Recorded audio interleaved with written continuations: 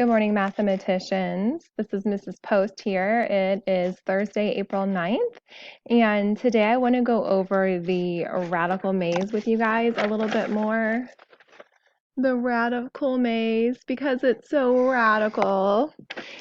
So I want to go over where we left off, and I want to show you guys another method that some of you were trying to do without my help, and I'm super excited about it. I was trying to show you the shortcut because I felt like some of you guys weren't really comfortable with using the calculator, so I really wanted you to embrace Desmos yesterday, but I'm still not really confident that you're embracing Desmos. I really miss seeing you guys and seeing you do your math, so I can really see that you're understanding it and getting it. I don't think as a whole you are understanding it and getting it. So we're going to touch on it just a little bit more today, doing it by hand. But we have been doing this for a week now, so at this point you guys have got to research it, do extra videos, and put a little bit of effort, a little bit of extra effort in if you're not understanding it. And that's just the way math works. So if you're not understanding my lessons and my examples and you have to dig in a little bit, I've given you the online textbook and you guys have the power at your fingertips. You guys just go to YouTube or go to Google and you just Google the title of the lesson, which is Simplifying Radicals. That's what you Google, okay? And you find additional alternative videos teaching it. That's what you do. So if you're not liking the way I'm explaining it, that's what you have to do, and you guys have that option. So I just want to show you real quick a couple things. This is where we left off yesterday. I helped a couple other students on the maze, so I'm just leaving it up, but we were starting down here at this bottom problem down here. I want to show you how to do it with a factor tree. So I believe it's right here. So this is just a little example of a prime factor tree. Remember that let's say you want to find the prime factors of 16. I'm not going to spend a lot of time on this because this is definitely not an Algebra 2 skill. This is actually more like a third grade skill. I'm being honest with that, so don't be offended. That's a true statement. So this is number 16. If we want to get all the prime factors of 16, I usually just start with 2 because 2 is a prime number and 2 goes into 16 evenly. And start with 2 or 3 is what I would do. 2 or 3. 5, right? Any prime number, start with them. Get the lowest one that goes into the number that you're working with. So I know 2 goes into 16 8 times. And you can break down 8 into prime numbers too. 2 is also prime. 2 goes into 8 4 times. 4 is even, or composite. You can break it down again by 2 and 2. So as of right now, you have 4 2s, 4 prime numbers. You break it down until you get to prime numbers. So 16 is really 2 times 2 times 2 times 2. 2 times 2 times 2 times 2, because 2 times 2 is 4. 4 times 2 is 8, and 8 times 2 is 16. And you can write it like that, 2 times 2 times 2 times 2, or you can write it like 2 to the 4th because there's 4 2's, okay? And if this was a 4th root, the index was 4, you would just get 2. So anyway, I just wanted to refresh your memory with that, and we're going to do the same thing with the problems on the radical assignment. All right, so if you want to write that down, you can. So we're going to start with the top one, the bottom one on the right, the 4th root of 324 times x to the 5th. I want to show you how to do it using the prime factor method. So I'm just going to write it over here. Hopefully it'll come out nice and neat. So let's say, I'll write it over here, I think.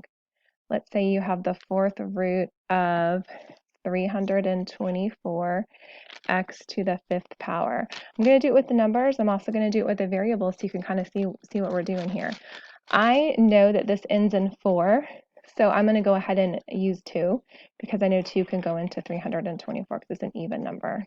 And I'm going to use my calculator, and 2 divided by 324 is actually 162. If you're not sure, you can calculate that just to be sure. I'm just starting with the lowest prime number I can think of. And then I'm going to calculate again. And I know 2 can go into 162. I previously calculated this 81 times. So 2 times 81 is 162, which makes sense. I can break down 81 again by 2 and, oh, actually, no, I'm wrong. 2 cannot go into 81 evenly. It's actually going to be 3. 2 can't go into 81 evenly. It's actually 3. 3 times 27 will give you 81. And I can break down 27 again, not by 2, but by 3. 3 can go into 27 9 times, and I can break 9 down into 3 and 3.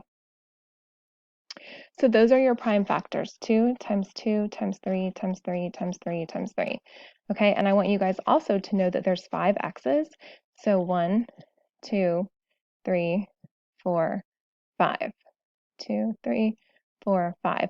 But because we have an index of 4, I want you guys to remember we're just looking for pairs of 4. Did I say pairs of 4? We're looking for sets of 4. So 1, 2, 3, 4. And it looks like we have 4 threes. 1, 2, 3, 4. You see that? So whenever you do that, if you want to go ahead and just remember that when you have a set of 4, because your index is 4, you can go ahead and pull those numbers outside of your radical. And whatever is not in a set of 4, you leave those underneath the radical symbol. So it looks like we're going to leave a 2, and an x. So 2 times 2 is 4x, and that's your simplified radical. 3, and you can look at it like it's times. 3x times the fourth root of 4x, but you don't have to look at it like it's times. But you know, when numbers are stuck together, it's multiplication. We're going to go back to your little maze and look at that. It is right here, 3x to the fourth times the fourth root of 4x. And isn't that what we just did? So that is one way to do it without the calculator. Because it's a fourth root, you're looking for sets of 4. That's it, okay? So let's go ahead and do another one. You can pause it if you want to write that down. Let's go ahead and try another one. All right, so we're going to move up. So we're going to do the next one. So we're going to do the fourth root of 64, x to the fourth. Okay, so now I want you guys, you can definitely try this on your own. I highly recommend when you're doing math videos to go ahead and pause it on your own and try to see if you guys can figure it out. So I know 2 can go into 64. You guys can just calculate it, but always start with 2 or 3 or 5, some kind of prime number. 2 can go into 64, divided on your calculator. 64 divided by 2 is 32. I know 32 is 2 times 16. I know 16 is 2 times 8. I know 8 is 2 times 4. And I know 4 is 2 times 2. And I know x to the fourth is x times x times x times x. Okay, and once again, you guys are looking for numbers that come in sets of 4.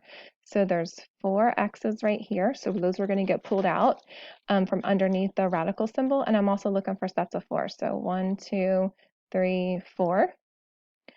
So hopefully you guys will notice that this is going to stay inside and this 2 is also going to stay inside because they're extras. We don't have enough to pull them out. We only have 2 left over. So when you rewrite this, it's going to come out as a fourth root. We pulled out a set of 2's and we pulled out a set of x's. Let's see. And is there anything else that we pulled out here? No. And the only thing else that's going to stay inside is that 2 and that 2. So that's 4. And that's it. So it's 2x to the fourth root of 4. If you go back, remember we went up this way. So 2x to the fourth root of 4. And look, it's working out every single time. So if you didn't want to do the method yesterday with the calculator, because here's the deal. Some of your calculators are amazing, and they're not going to simplify these as decimals. They're going to simplify them just like these are showing. And if you have that calculator, well, you have an advantage. And I believe it's the blue and white one that does that. But as of right now, those calculators have the advantage, the TIs. And this is like the 30 or whatever, XI, whatever. So anyway, but if it doesn't, then you guys can do the work this way or that way.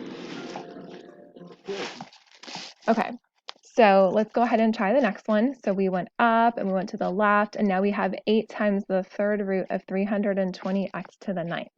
Okay, this is the last one I'm going to show you guys for today because I believe just based on what we've been doing in the class that you can easily keep adding on here. So let me go ahead and set up a new page. No, that's not it. I don't want to do that.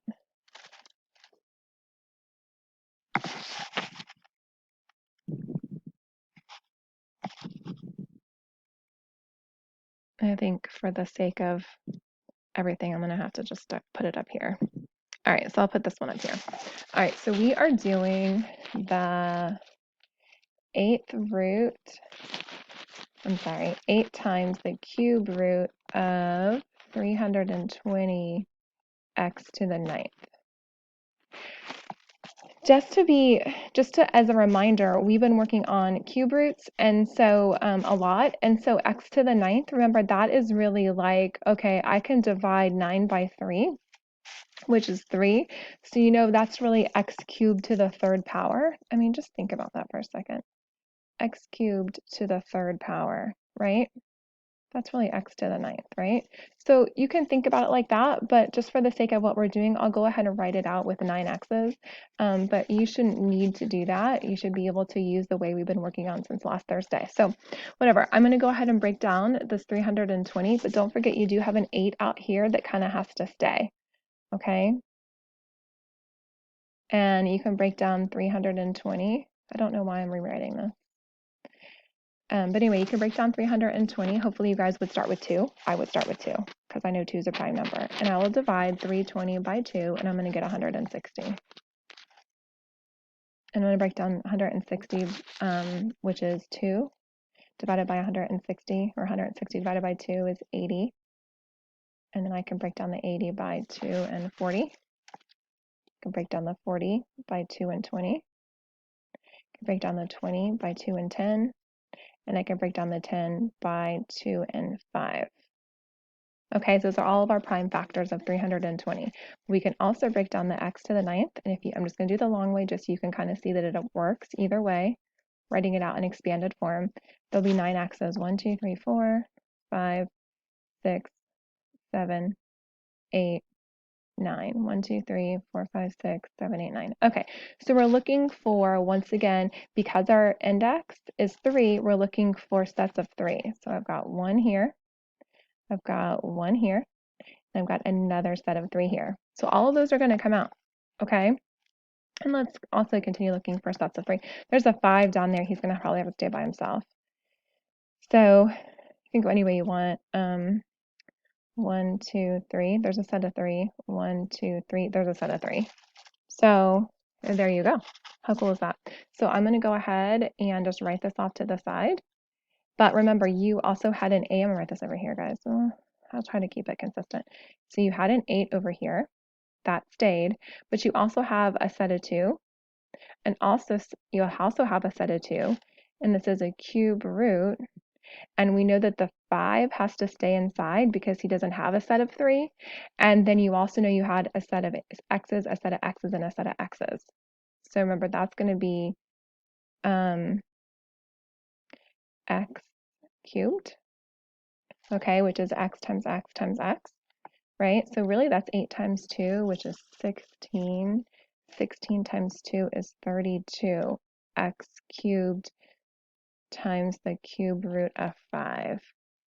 And that would be your final simplification right here. Okay? And if you go back to where we were before, remember it was right here. It was right here. 32x to the 3rd power times the cube root of 5. And that's what we calculated yesterday in class with the calculator. But today I'm showing you how to do it with the factor tree. Okay, so far, if you went ahead and did this maze with the calculator yesterday, I want to make sure you know how to do it with the prime factor method. And so remember, it's not as complicated as it appears if you just kind of keep referring to the index and use that as your guide. Okay, so go back to 3rd grade, make your factor trees, pull out whatever the index is in groups of 3. If this was a 4, you'd pull them out in groups of 4. Like we did down here, okay? And whatever doesn't get pulled out because they don't have enough to pull them out, they have to stay inside your radical, okay? Like in this case, the 2 and the 2 stay inside. 2 times 2 is 4.